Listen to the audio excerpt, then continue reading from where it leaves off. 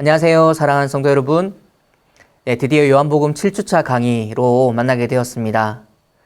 여러분, 지난주까지 6주 동안 요한복음 같이 공부해 주시면서 따라와 주셔서 너무 감사하고요.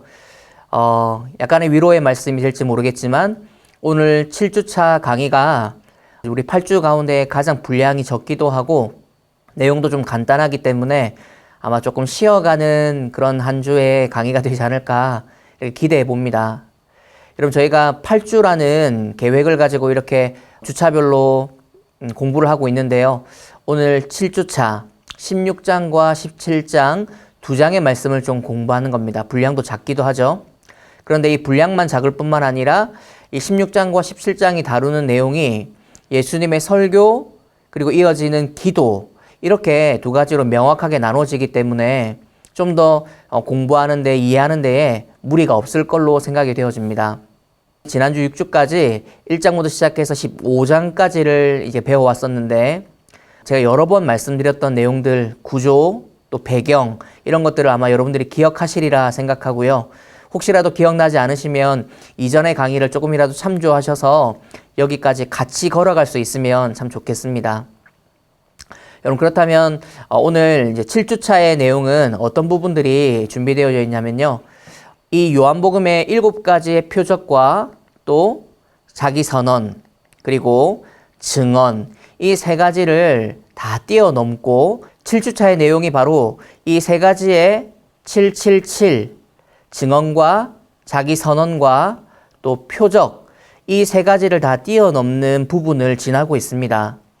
여러분, 기억하실지 모르겠는데 7가지의 표적에서는 2장에서는 물이 포도주로 바뀌는 표적, 그리고 4장에서는 왕의 신하의 아들을 고쳐주시는 예수의 모습을 볼 수 있었고, 5장에서는 베데스다 연못에 38년 된 병자가 고쳐짐을 받는 장면을 우리는 마주했죠.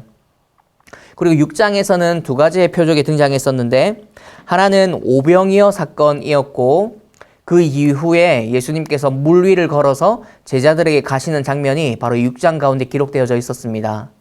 그리고 9장에는 소경이 눈을 뜨는 것, 11장은 표적의 가장 극한 어떤 정점이라고 볼 수 있는 나사로를 죽음 가운데에서 4일 만에 살려내시는 예수님의 표적이 이 11장 가운데 기록해져 있었죠.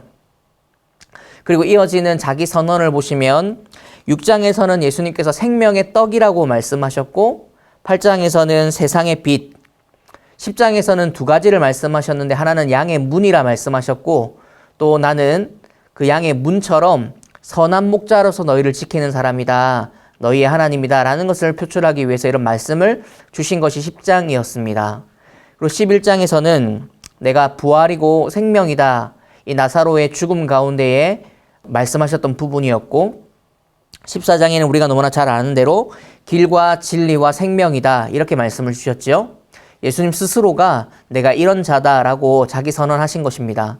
그리고 마지막 지난주 우리 6주차 때 배웠던 15장에 보면 포도나무의 비유를 통해서 나는 참 포도나무다 이렇게 말씀하시는 예수님을 우리가 만날 수가 있었죠. 그리고 여러분, 7가지의 증언도 이렇게 정리가 되어져 있습니다. 세례 요한이, 또 하나님께서, 표적이, 성경이, 성령이, 도마가, 또 사도 요한이 고백하는 그런 장면도 있는데요. 오늘 우리가 읽을 이 16장 가운데서는 5번째의 증언이 등장하는 것이죠. 성령이 어떻게 예수님을 증언하고 있는지를 오늘 우리가 살펴보게 될 것입니다. 그러니까 여러분, 우리가 6주차까지 오고 이제 7주차로 넘어가면서 영광의 길을 걸어가셨던 십자가의 한복판으로 걸어가시는 예수님의 그 장면을 이제 보게 될 것인데요. 16장과 17장은 십자가로 걸어가시기 그 딱 전 마지막 다락방 설교의 부분과 그 설교가 마치고 난 다음에 제자들과 온 백성들과 또 현재의 우리들을 위해서 대제사장처럼 기도하셨던 예수님의 기도가 17장에 기록되어져 있습니다. 그러니까 오늘 강의의 핵심은 예수님의 다락방 설교의 마지막 부분과 설교 이후에 기도하셨던 부분들을 배워나가는 것이 바로 오늘 강의의 핵심이겠지요. 여러분, 이 너무나 많이 봤던 부분이지 않습니까? 이 요한복음의 본론이 어떻게 구성되어 있는가? 바로 2장부터 12장까지를 바로 우리가 기적의 책 또는 표적의 책이라고 우리가 부르기로 했었지요. 그리고 이어지는 13장부터 20장까지를 우리가 영광의 책이라고 부릅니다. 영광의 책이라는 것을 다른 말로 한다면 십자가로 걸어가시는 예수님의 행적, 예수님 모습을 그리는 거기 때문에 바로 이 영광의 책은 십자가로 걸어가시는 예수님의 여정이라고 볼 수가 있는 것이겠죠. 여러분, 우리가 요한복음이 총 21장인데 이제 마지막 부분으로 우리가 달려가고 있는데, 그러니까 16장과 17장은 결국 십자가 그 바로 앞에서 예수님 하셨던 말씀의 설교와 그리고 십자가를 지기 전 마지막에 어떤 기도가 큰 분량으로 기록되어져 있다고 볼 수가 있는 것입니다. 사도 요한이 특별히 이렇게 편집을 해서 기록했다라고 우리가 볼 수 있는 것이죠. 자, 그러면 다음 슬라이드 보시면 16장이 어떻게 구조로 편성되어 있는가를 말씀하고 있습니다. 16장은 총 3부분으로 나눌 수가 있겠는데요. 1절부터 15절까지를 이제 첫 번째 부분으로 예수님께서 이제 이 설교의 마지막 부분을 이런 내용으로 할애하고 있습니다. 어떤 내용이냐면 제자들에게 이제 너희들이 내가 떠나가고 난 뒤에 핍박받을 것이다, 박해가 있을 것이다 라고 말씀을 예고로 주십니다. 그리고 그 핍박으로 인해서 너희가 힘들고 어렵고 고통스럽겠지만 걱정하지 말아라. 왜냐하면 내가 보혜사 성령을 너에게 보낼 것이기 때문이다. 이렇게 약속을 주고 있는 것이죠. 핍박이 있을 것이다. 그러나 그 핍박으로 인해서 슬퍼하거나 노여워하지 마라. 보혜사 성령이 너희를 위해서 예비되어 있다. 이 말씀을 주고 계시고 16절에서 24절까지의 말씀을 보면 십자가에 대한, 그러니까 예수님이 이런 죽음으로 이제 세상을 떠날 것에 대한 말씀에 대해서 제자들이 이해가 부족해서 믿지 못하고 이해하지 못하는 장면들을 보여줍니다. 그러니까 이어지는 25절에서 33절까지는 이해하지 못하는 제자들을 위해서 다시 한번 십자가를 재설명하시고 이해시키시는 예수님의 모습, 이것이 전체 16장의 내용이에요. 한마디로 하자면 16장 전체가 예수님의 설교, 말씀의 형식으로 기록되어져 있는 그런 장이다라고 볼 수 있는 것이죠. 그러면 한 부분 이렇게 살펴본다면 1절에서 15절까지의 내용 가운데 4절까지는 제자들이 겪을 핍박에 대한 말씀입니다. 너희가 출교를 당하고 죽이는 자들이 생겨나서 너희 이런 위협 가운데 서게 될 것이다. 그러니까 자연스럽게 5절부터 7절까지는 이들 중에 근심하는 사람들이 생겨날 것이고 걱정이 되고 두려워하는 사람들이 생겨날 것인데 걱정하지 마라. 내가 보혜사를 약속하마. 성령을 보낼게. 이렇게 말씀을 주고 있다는 것이고, 그리고 이어지는 그 하반절에 보시면 성령이 그럼 어떤 사역과 어떤 일을 행하시는지를 설명하고 있습니다. 좀 더 자세히 본다면 성령이 이 땅에 오셔서 책망하시겠다 이렇게 표현하고 있는데요. 이걸 헬라어로 보면 엘랑코랭코라는 단어가 쓰여져 있습니다. 한글말로 좀 다시 이 책망이라는 걸 좀 쉽게 바꿔본다면 밝히 드러낼 것이다. 아니면 바로잡을 것이고 꾸짖을 것이다. 이렇게 이야기하는데 본문 가운데에는 죄에 대해서, 의에 대해서, 심판에 대해서 책망하시고 바로잡고 꾸짖을 것이다. 이렇게 설명하고 있죠. 본문을 한번 읽어보시면 좋을 것 같고요. 이 보혜사 성령께서 오셔서 이렇게 바로잡으시고 꾸짖으시는 이런 사역을 통해서 제자들이 바로 설 수 있도록, 또한 희망과 소망을 가지고 이 사역의 길을 계속 걸어갈 수 있도록 돕는 자가 되고 위로자가 될 것이다 라는 말씀을 주고 있는 것입니다. 그리고 이어지는 16절부터 24절까지를 보면 예수님께서 이런 보혜사를 약속하시고 난 다음에 예수님의 죽음, 부활과 승천, 이것을 다시 한번 언급하시고 이해 못하는 자들을 위해서 비유 설명을 하시는데요. 이때 비유로 등장하는 것이 바로 출산에 대한 비유입니다. 여러분, 우리가 결혼을 해서 아이 10달이라는 시간 동안에 잉태를 하고 그 가운데에도 사실 쉽지 않은 시간들을 보내죠. 아내가 입덧 때문에 힘들어하기도 하고 무거워지는 몸 때문에 그렇기도 하고 여러 가지 신체적으로 나타나는 어려움 때문에 우리가 힘들어하지만, 그리고 가장 힘든 것이 바로 출산의 고통이겠지만, 그 근심과 걱정이 태어난 아기를 보면 전부 다 해소가 되고 기쁨으로 한순간 바뀌는 것처럼 예수님은 지금 이 부분을 이렇게 설명하고 계신 거예요. 내가 떠나고 나면 너희가 핍박을 받을 것이고 출교를 당하거나 죽이는 자들이 너희를 위협할 텐데 걱정하지 마. 그것은 염려이고 걱정이고 고통이지만 기쁠 날이 있을 거야 라는 말씀을 주고 계시다라는 거예요. 마치 출산처럼 말이죠. 출산하는 것은 근심이고 어려운 일이고 그것이 바로 예수님의 죽음을 뜻하는 것입니다. 그날에는 너희가 고통스럽고 한탄하고 두려워하고 걱정하겠지만 다시 기쁠 날, 출산 이후에 아이를 보는 그 기쁨을 맞이할 날이 있을 것이다. 이렇게 약속을 주고 계신 것입니다. 그날이 무슨 말이냐면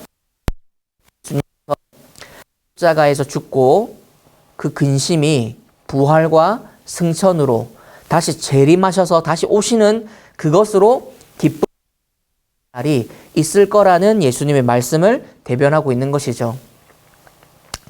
사랑하는 성도 여러분, 마지막 이 16장의 부분들을 보면 이런 말씀에 대한 재설명이 이렇게 계속되는 것입니다. 그러니까 16장을 할애해서 예수님께서는 우리 제자들에게 십자가 죽음을 설명하실 뿐만 아니라 내가 어떻게 죽고 난 뒤에 받을 고통과 고난, 이것을 말씀하시고 이어지는 너희들의 마음이 변질되고 어려워서 도망가고 또 예수님을 버려버리는 그런 사태가 일어나지 않도록 너희를 도울 만한 보혜사를 내가 보낼게, 위로하시고 도우시는 분을 내가 보내겠다, 이렇게 말씀을 주고 계시다라는 것이에요. 그럼과 동시에 제자들이 믿지 못하니까 너희들이 만약 출산을 생각해봐. 아이를 이제 잉태해서 낳고 하는 데까지는 너무 어렵고 힘든 시간을 보내지만 그 근심이 아이를 낳고 나면 태어난 아기로 인해서 한순간의 기쁨으로 바뀌는 것처럼 내가 십자가의 죽음을 그 근심을 이겨내고 난 뒤에 부활하고 승천하면 또 재림하면 너희들을 다시 만날 날이 있기 때문에 마음껏 기뻐할 날이 있다라는 것을 예수님은 이 16장의 설교를 통해서 장황하게 설교하시며 말씀하고 계시다라는 것입니다. 여러분, 그럼 되돌아본다면 13장부터 시작되었던 영광의 책의 시작부터 시작해서 사랑할 수 없었던 사람들을 사랑해야만 했던 13장의 내용을 지나 14, 15, 16장 전체가 예수님께서 다락방에서 말씀하셨던, 설교하셨던 이 다락방 설교에 대한 이 마지막 설교에 대한 전 분야입니다. 그 부분의 16장이 마지막 위치에 있는 것이죠. 결론부와 같은 것입니다. 여러분, 그러면 17장은 어떤 내용을 다루고 있을까요? 제가 강의 초반에 말씀드렸듯이 16장은 설교의 마지막 부분, 17장은 예수님께서 이 설교를 들었던 자들을 위해 중보하시는 기도의 장면들이 등장합니다.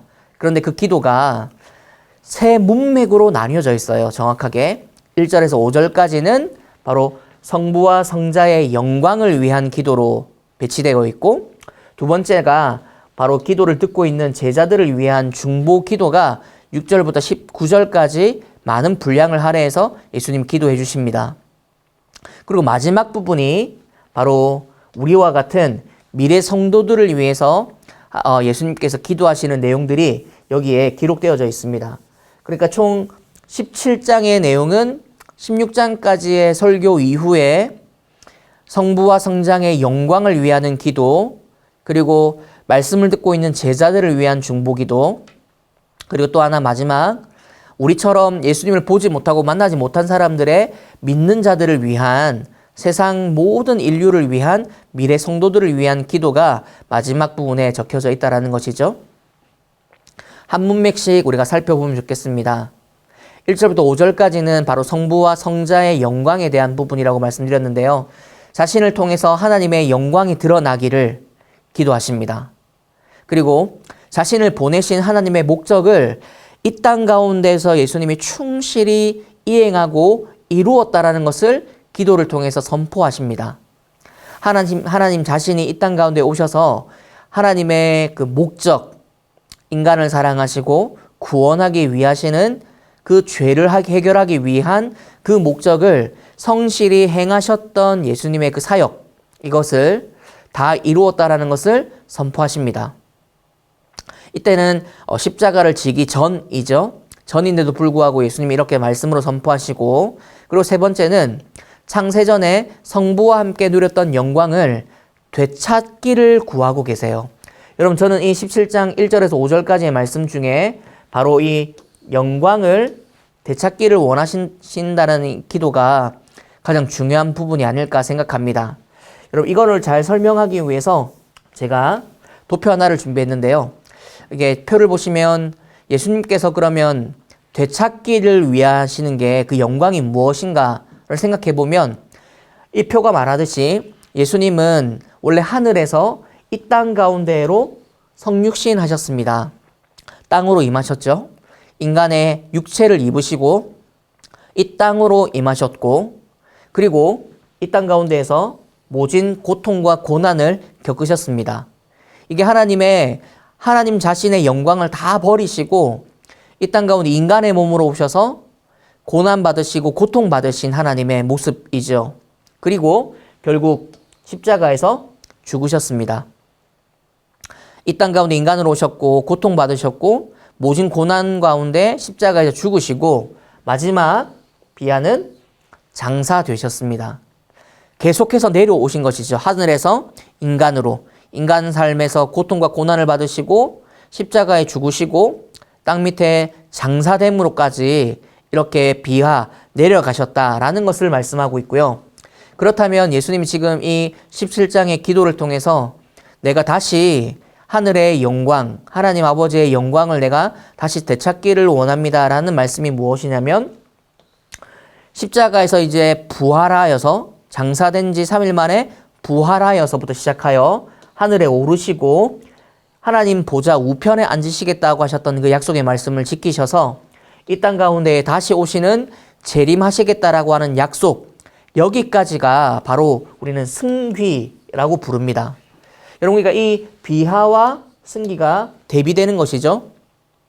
비하는 하나님이신 예수님께서 이 땅 가운데 인간으로 고난과 고통을 받으시고 십자가에 죽으시고 장사되셨고, 그런데 승귀는 장사되고 난 다음 3일 만에 부활하셨고 승천하셨고 그 다음에 보좌 우편에 앉아 계셔서 모든 영광과 지위를 다시 누릴 수 있는 분이 되셨으며 다시 이 땅 가운데 심판주로 오시는 재림이 있다라는 것을 승기로 표현할 수 있겠습니다.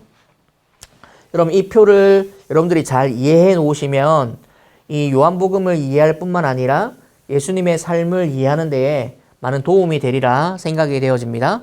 성육신, 고난, 십자가, 장사, 그리고 부활하시고 하늘에 오르신 승천하셨으며 그 다음에 보좌 우편에 앉으셨고 재림으로, 재림 때에 심판주로 오신다라는 것을 우리가 기억하면 요한복음뿐만 아니라 예수님의 삶을 이해하는 데에 큰 도움이 되리라 생각이 되어집니다.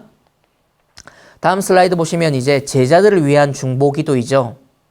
여러분, 제자들을 위해서 예수님이 어떻게 기도하시냐면 우리가 본문 가운데 6절부터 19절까지가 있지만 요약해보면 제자들의 믿음을 위해서 중보하십니다.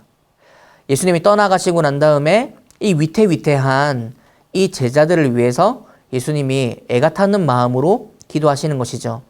여러분, 이걸 어떻게 하면 잘 설명할 수 있을까요? 예를 들면 이런 것이죠. 최근에 저희 아내가 저와 우리 두 남자 아이들을 두고 이렇게 떠나간 적이 있다고 가정해 봅시다. 한 3일 정도를 만약에 여행을 다녀올 때 떠나는 아내의 마음이 어떨까요? 이 남자 셋이서 밥은 잘 먹고 살까? 3일 동안 어떻게 할까? 이런 걱정들이 생겨나는 것이 당연한 이치 아니겠습니까?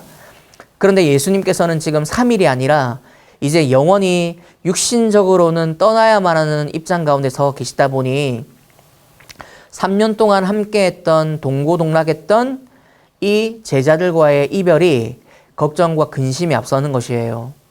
그들이 믿음을 잘 지킬 것인지 견뎌낼 것인지 출교하려고 하고 죽이려고 하는 많은 위협 앞에서 제자들이 얼마나 버틸지 이런 것들이 걱정되기 시작하시는 것입니다.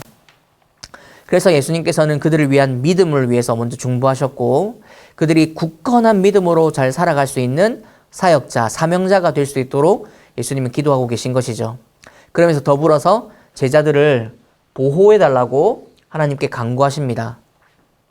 제자들이 하나된 마음으로 하나님이 보호하셔서 이 사역과 사명을 잘 감당할 수 있도록 하나님 이들을 보호해 주십시오. 하나님 이들이 하나 될 수 있도록 해 주십시오. 이런 식으로 공동체의 연합과 화합 그리고 보호를 위해서 예수님께서는 제자들을 위해서 간절하게 기도하십니다. 그리고 마지막 제자들이 악에 빠지지 않고 거룩할 수 있도록 위해서 기도하죠. 그리고 마지막 이어지는 20절에서 26절까지를 보면 제자들이 아니라 이제 제자들의 사역을 통해서 온 열방 가운데에 믿음이 생겨나는 하나님의 사람들이 생겨나는 그 성도들을 위해서 기도하시거든요. 여러분 이렇게 오늘 강의를 정리를 해본다면 16장과 17장 두 장의 말씀인데 16장은 예수님의 이 다락방 고별 설교에 대한 마지막 부분인 것이고 그 내용에는 이제 예수님이 떠나가면 너희들을 출교하려고 하고 죽이려고 하고 공격하고 음해하려고 하는 세력들이 있을 건데 너희들 마음 단단히 지켜라. 근심하지 마라. 내가 떠나가지만 보혜사 성령을 내가 너희들에게 보내줄게. 성령이 와서 바로잡을 것이고 꾸짖어 줄 것이고 죄에 대해서 의에 대해서 심판에 대해서 세상을 책망할 것이니까 너희들 힘을 내고 달려갈 수 있으면 좋겠다. 이 말씀을 16장 가운데 이 설교 가운데 말씀하시죠. 그리고 이어지는 그 말씀의 핵심이 무엇입니까? 죽음 가운데 맞이하겠지만 부활하고 승천해서 결국엔 승리하는 주가 될 것이다. 이 말씀이 이 다락방 고별 설교의 핵심이죠.